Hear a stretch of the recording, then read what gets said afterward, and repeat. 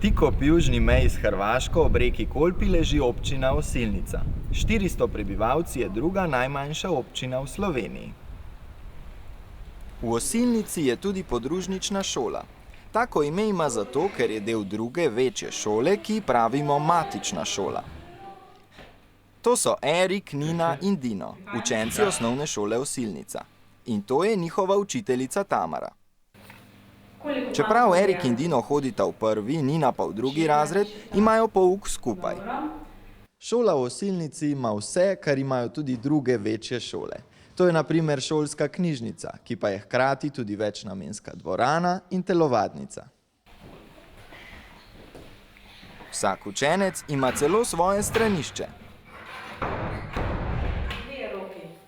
Šolskega zvonca ne potrebujejo, pri dežurstvu pomagajo vsi trije. Kako pa na primer igrajo nogomet? Učiteljica je golman, mi pa ciljamo. Majhnost šole ima eno veliko prednost. Učiteljica vsakega učenca zelo dobro pozna in se mu lahko tudi bolje posveti. A pred leti na osilniški šoli ni bilo tako malo učencev. Ljudje so se začeli izseljevati, službe so našli drugje in so se tam ustvarili družine. Ko zaključijo 3. razred, gredo v matično šolo Fara, ki je od Osilnice oddaljena 25 kilometrov.